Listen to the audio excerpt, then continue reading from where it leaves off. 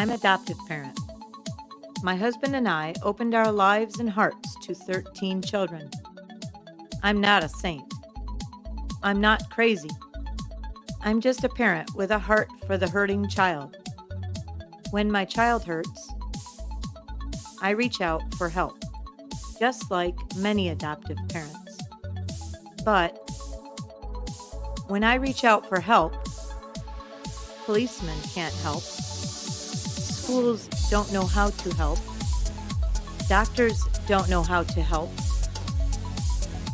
Caseworkers don't know how to help. And churches don't know how to help. Instead, these people are quick to believe the hurting child who has learned to masterfully manipulate those around them in order to survive. These professionals are not bad people. They are often misinformed, uneducated, naive, and blocked by policies. They have their own belief system, and they are unfamiliar with trauma-related issues like RAD, now DTD. These children are not bad. Their brains have formed incorrectly due to the trauma they have experienced early in their young lives. The adoptive parents are not bad people. They are often unsupported and unprepared, but they are begging for desperately needed help for their hurting child. 20,000 teenagers age out of the foster care system each year without a family to call their own. These kids deserve homes. But foster adoptive parents are being treated poorly when they reach out for help. Adoptive families are being arrested in alarming numbers because of children no one understands. Instead of helping, they are accusing. Adoptive parents should not have to live in fear, because parenting out of fear is not healthy parenting. Our children live in fear due to their trauma and insecurity, and that's what we're trying to help them stop doing. So why are adoptive parents forced to live in fear? We aren't asking for anyone to look past true evidence of abuse. We are asking for help, compassion, understanding, trauma-informed professionals, and to be heard.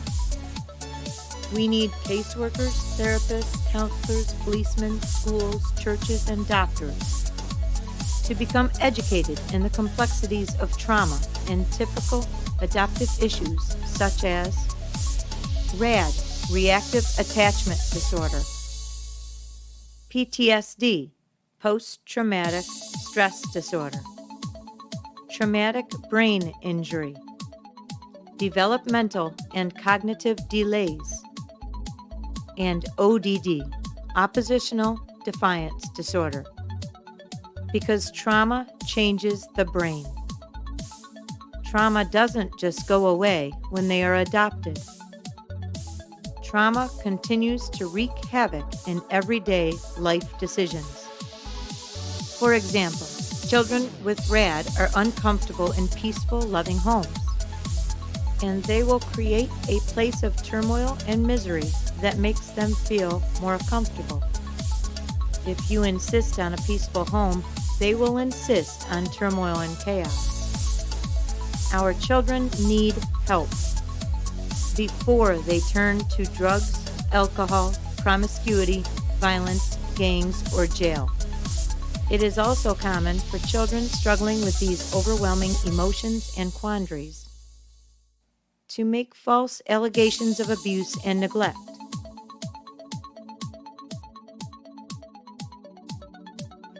And make new realities that fit their need for chaos. They begin to enjoy the power of a larger arena of manipulation.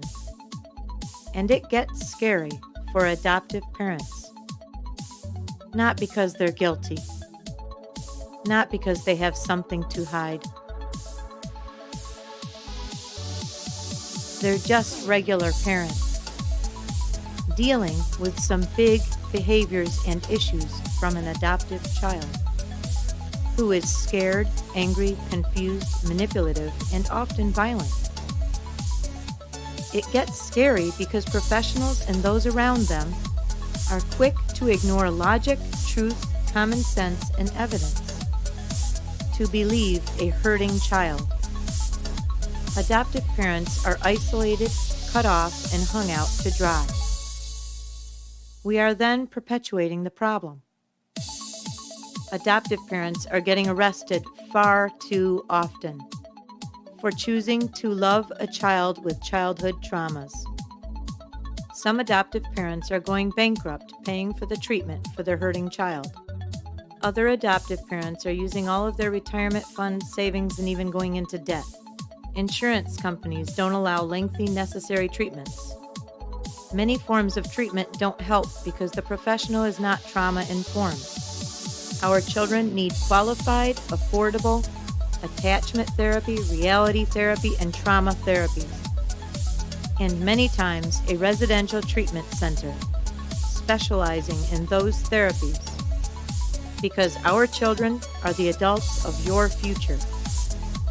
Help needs to be more affordable, more welcoming, more prevalent, more compassionate, more understanding, and more informed. Save our adoptive parents, the ones who were the first and only to reach out with open arms to a child that needed someone to call mom and dad. Find out more at Phoenix Bound.